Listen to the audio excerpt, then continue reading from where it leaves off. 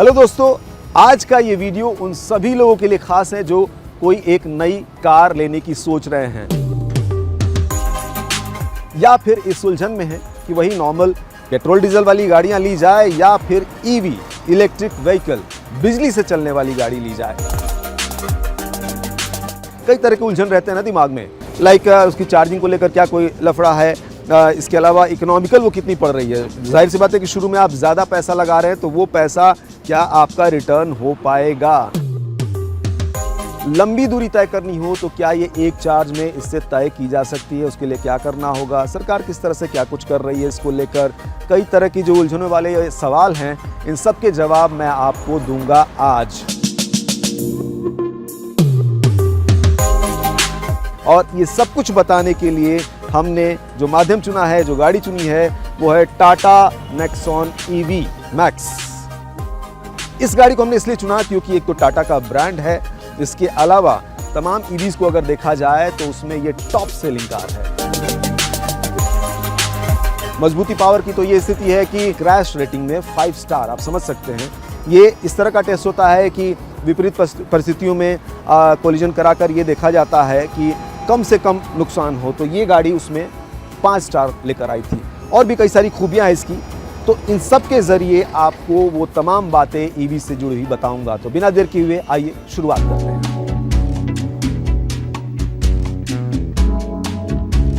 टाटा का ईवी गाड़ियों में एक तरह से कहा जाता है कब्जा है। कब्जा क्यों है? देखिए, जो ईवी गाड़ियों की सबसे बड़ी दिक्कत आती है ना कि एक बार के फुल चार्ज में वो कितनी दूरी तय कर पा रही है। लोगों का एक डर रहता है कि लंबी दूरी जा पाएगी नहीं। तो इसके बारे में आपको बता दूं कि 450 किलोमीटर तक का दावा कंपनी की तरफ से किया गया है, लेकिन अगर बहुत रफ कंडीशन में भी आप चलाएं तो 350 किलोमीटर कहीं नहीं गया है। देखिए, फटाफट आपको इसके एक्सटीरियर के बारे में आपको बता देता हूं क्या कुछ है। गाड़ी को आप देख ही रहे हैं, जिस तरह से एसयूवी है और जो एक लुक है इसका वो ज़बरदस्त है। सामने से जो टाटा का अपना बैज है, लोगो है, यहाँ पर ये रहा इसका लैंप जो प्रोजेक्टर भी है और हैलोजन भी है। प्रोजेक्टर जब लो बीम पे है और हैलोजन जब हाई बीम पे है। ये फॉग लैंप,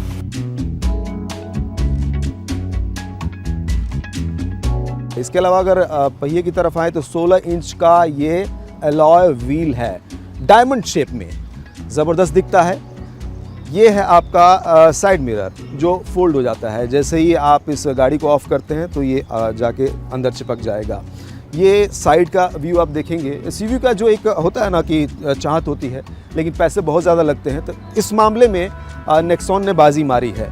पीछे अगर आप आते हैं तो देखिए यहाँ पर ईवी का इसका बैज मिल जाता है, नेक्सॉन लिखा हुआ मिल रहा है। नीचे यहाँ पर सेंसर, पार्किंग सेंसर है, रियर व्यू कैमरा है यहाँ पे। अब बड़ी बात होती है बूट स्पेस की, जो हर गाड़ियों में लोग चेक करते हैं, देखते हैं कि भाई कहीं मैं जा रहा हूं तो सामान रखने के लिए पर्याप्त जगह है या नहीं। तो नेक्सॉन इसमें भी बाजी मारती हुई दिख रही है और अच्छा खासा इसमें स्पेस आपको मिल जाएगा। अगर मतलब 5-10 मेरी हाइट है और अगर मैं अपने पैरों को फोल्ड करके चाहूँ तो इसमें लेट भी सकता हूँ।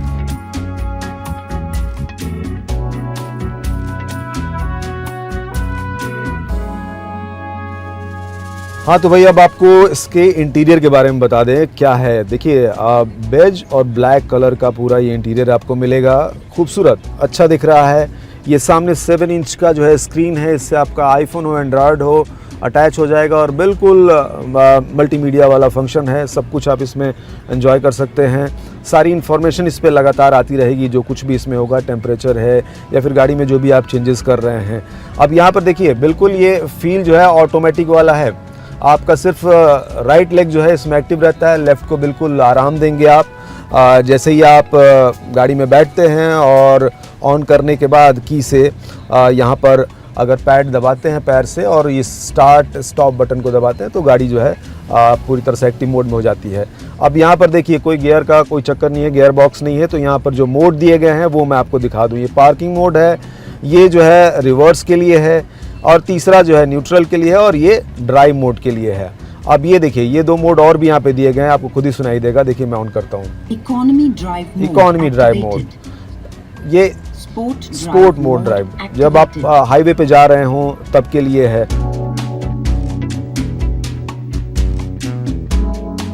और ये इसका ज़बरदस्त बटन है रीजनरेटिंग ब्रेकिंग सिस्टम। ये जो है जब आपकी ईवी चल रही होगी तो उस समय भी ये गाड़ी चार्ज करता है। देखिए ईवी का एक गजब की चीज़ है ना, जब नॉर्मल गाड़ियों में आप चलते हैं और लॉन्ग रूट पे आप गाड़ी ले जाते हैं ना तो वहाँ पे गाड़ी में माइलेज अच्छा मिलता है, लेकिन यहाँ उल्टा है। जब आप भीड़ भाड़ या शहर में जब चल रहे होते हो और ब्रेक अप लगा रहे हो या गाड़ी धीमी और तेज़ हो रही हो, उस समय जो है इसका माइलेज अच्छा मिलेगा। यानी क्यों ऐसा होगा? क्योंकि इसमें ये सिस्टम दिया हुआ है। इसके ज़रिए जो है चार्जिंग की प्रक्रिया बीच बीच में चलती रहती है, तो आपको माइलेज अच्छा मिलता है। यानी 1 गो में जो है वो लंबी दूरी तक, और जो बैटरी का खर्च है वो धीरे धीरे होगा, धीरे से ड्रॉप होगा। इसमें 3 लेवल दिए हुए हैं, 1 2 3 लेवल होगा। जब कहीं आप चढ़ाई पे जा रहे हैं, उतर रहे हो, तो उस समय 3 लेवल लगा देंगे तो साथ साथ बैटरी जो है वो चार्ज भी होती रहेगी। 2 नॉर्मल सिटी में, और फर्स्ट जो है हाईवे पे जा रहे हैं तब आप फर्स्ट पे रखिए। इसकी सीट आप देखिए, ये बहुत ही कंफर्टेबल है। इसके साथ ही साथ इसमें बड़ी अहम बात यह है कि इसमें आपको वेंटिलेशन का भी ऑप्शन दिया हुआ है।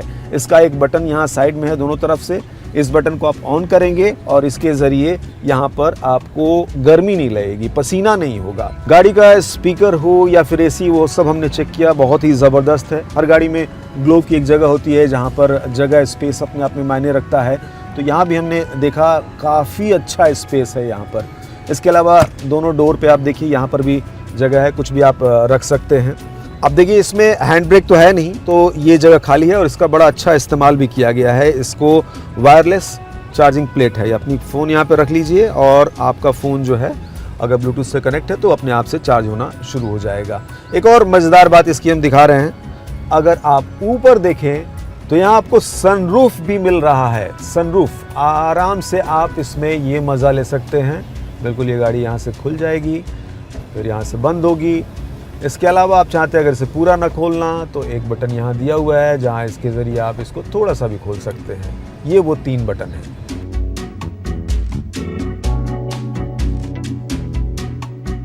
देखिए स्टीयरिंग पर इसके तमाम ये बटन दिए हुए हैं, वॉल्यूम को अप डाउन और तमाम जैसे जो होता है कॉल आप इससे ले सकते हैं या काट सकते हैं। यहाँ पर ये जो बटन यहाँ पे दिया हुआ है ये है क्रूज़ कंट्रोल का। क्रूज़ कंट्रोल यहाँ से ऑन कर सकते हैं, यहाँ से ऑफ़ कर सकते हैं। क्रूज़ कंट्रोल की को अगर बढ़ाना है या घटाना है तो इसके ज़रिए आप यहाँ से घटा बढ़ा सकते हैं।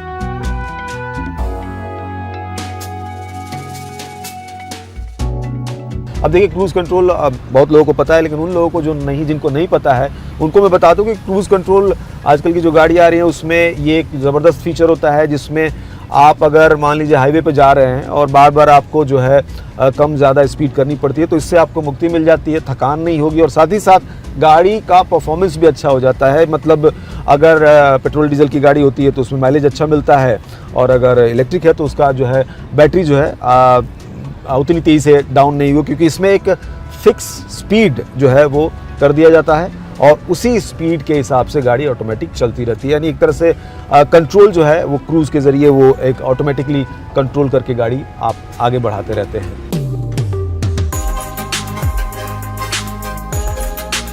देखिए किसी भी गाड़ी का ना सेफ्टी फीचर भी बहुत ही इम्पॉर्टेंट पहलू होता है, और जैसा कि मैंने आपको शुरू में ही बताया कि क्रैश टेस्टिंग में ये 5 स्टार ऑलरेडी इसको मिल चुके हैं।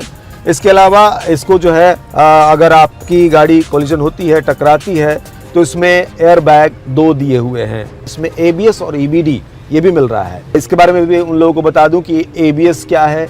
जब आपकी गाड़ी जो है तेज़ी से जा रही है और अचानक से आपको ब्रेक मारना पड़ता है तो वो गाड़ी स्किड ना हो, इसके लिए ABS काम करता है। तो और EBD इस तरह से काम करता है कि मान लीजिए आपकी गाड़ी किस कंडीशन में खड़ी है, आड़े तिरछे, तो ब्रेक का डिस्ट्रीब्यूशन जो है वो कहाँ कहाँ हो वो डिसाइड करता है। मान लीजिए पीछे कोई बैठा हुआ है तो वो EBD इलेक्ट्रॉनिक ब्रेक डिस्ट्रीब्यूशन, वो कहाँ पे कितना ब्रेक लगाना है वो इसके ज़रिए तय होता है।